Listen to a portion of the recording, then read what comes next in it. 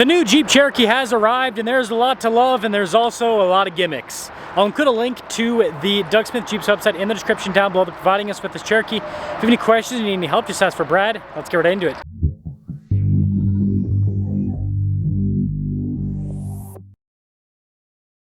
This is your last chance to win this Porsche Cayman GT4 RS.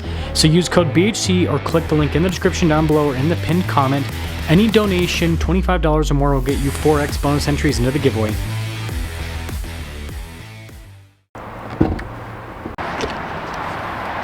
Under the hood is a turbo hybrid 1.6 liter 4-cylinder that goes through an EVT. It produces 210 horsepower, 230 pound-feet of torque. Fuel economy is 39 around town, 35 on the highway. If you're looking for more straight-to-the-point reviews just like this, make sure you subscribe. The new hood design is definitely boxy. Look how it's raised up towards the center. I actually think the headlight design looks really sharp as well. You've got the 7-slot grille that Jeep's famous for.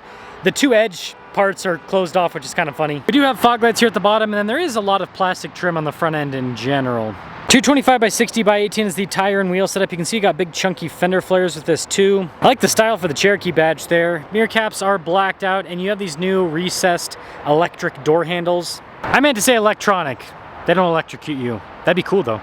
Anyways, there's a side profile. It's very boxy. We've got a lock and unlock function here in the key fob, remote start, the opening for the hatch, and then the Jeep logo on the back. Would you look at that? Great packaging. The seat folds down flat, and then you have a massive cargo area. This is 188.1 inches in length, so just a little bit smaller than the Grand Cherokee. And then there is more storage underneath. I don't see a spare tire anywhere though, sadly. When you're all done, just press that button right there, and that will actually close the whole hatch system. It gives you a few seconds to get out from underneath it. Very boxy taillight design. That doesn't look like Jeep at all to me. It's different, that's for sure. Got all of your badging on the back. That will cap things off for the exterior on this Cherokee. Let's now take a look at the interior. So single pane windows all throughout actually. You've got kind of like just plastic up top, but there is some soft touch down below. Get your little window control too. And then here are the seats. You can see it's perforated all down the center section there. Legroom back here is actually pretty good. Knee room, knee height, all that's good. Got some vents here in the rear, some USB ports as well. And then with the boxy design, there's quite a bit of headroom. Those electronic door handles are definitely weird. Blind spot warning with the mirrors, like I said, single pane windows up front. There's some soft touch here down below as well. There's more soft touch with the stitching. Front 2 windows are automatic, get your mirror adjustments. Front seats perforated all down the center. Got stitching on the sides, power adjustments with lumbar support as well. The front passenger seat also has power adjustments with lumbar support. And then to the left of the steering wheel, we've got controls like the light controls, the opening for the hood down below. Let's start it up and see how that goes. Cherokee. Now when it comes to the steering wheel, you've got this kind of like synthetic soft touch all around, stitching in the center. You've got radio controls in the back. On the front face, a lot of practical controls. So for the adaptive cruise control, lane centering, got the Jeep logo there. Controls there for the center digital cluster. And like pretty much all modern cars, you've got a full digital cluster, which means it's customizable. It is kind of slow to go from one tab to the next. Look at that. I don't know about you guys, but that's like kind of awkwardly... I don't know. It's weird. Let me know your thoughts on that. What's definitely not awkward though is the camera. I mean, good resolution. Got the zoom function with that. Big screen view. The UI, they've had this for quite a few years. Still a little bit laggy. It's one downside with it, but it has everything in it. The heated seats, heated steering wheel, got your climate controls. You do have some kind of like physical-ish buttons on the side for the heated seats, for example, a little volume control as well, but it's not like a true physical button. And that stands true for the controls down below. These are like haptic feedback, weird stuff, but at least you get like actual push-in buttons for different items like the low gear function. Got some USB ports there. And by the way, because it doesn't have a regular torque converter automatic, it's not like a normal low range. Yeah, it's confusing. But at least we got cup holders. Got the engine stop start right there. Dial, shifter, drive mode select behind that. So you got your auto holds, off-road, cruise. The center console's got good space.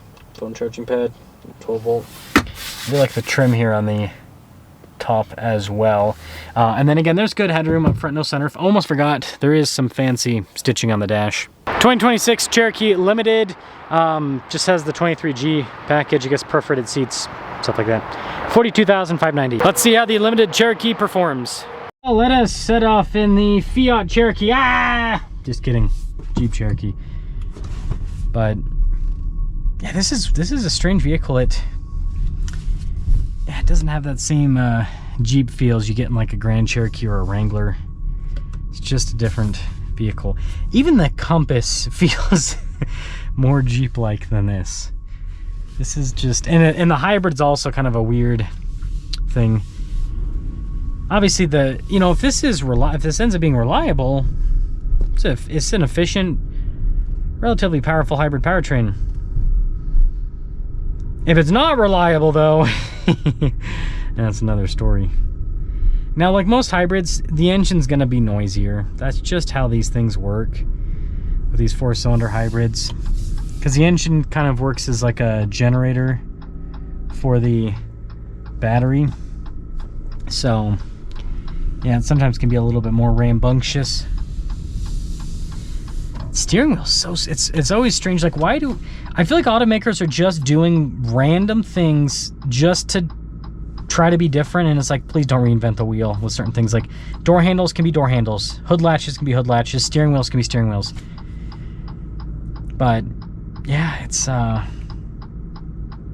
the case anymore. It seems like these automakers are like, this is what we got to do to sell more cars. We got to do funky this and that to attract attention. It's like, I don't think it's getting the attention you think it'll get. You know what I mean? It's like, it's gonna get kind of negative attention in some cases, I would say.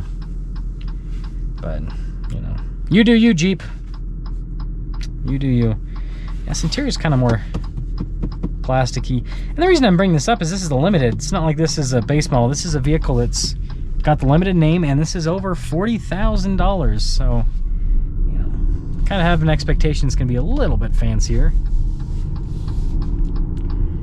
I will say this is very easy to drive. Electronic everything. Like, with the power steering, like, you don't get a lot of feedback. The suspension seems pretty comfortable so far. And maybe this is why automakers are putting in these crazy gimmicks, is because it's hard to, put as much soul into a car when everything's electronic nowadays. It's like the throttle control and the brake pedal and the steering and even the suspension in a lot of cases, the active braking systems. Like, there's so much that's all controlled by computers that, like, you don't really feel the road anymore. You're so isolated from everything. And so then the automaker's like, well, if we want to differentiate ourselves, we got to give it a square steering wheel. It is smooth with the delivery, though. Very smooth. I will say that's one benefit of turbo hybrid 4-cylinders versus NA hybrid 4-cylinders. The turbo ones, you get the electric, and then by the time the electric kind of fades off, you're in the boost with the turbo, and so it's just, it moves. It moves. It's very smooth too. I'm actually pretty impressed with the power delivery on this. Okay, got a little bit of space with the minivan. It's decently quick. It's not a rocket ship at all, but it can get out of its own way. It certainly can.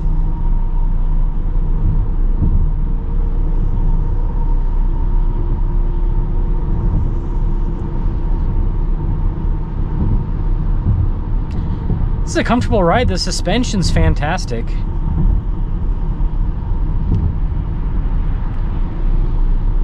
Yeah, see, Jeep's still doing the Lux thing. This definitely feels like it's trying to be a luxury car.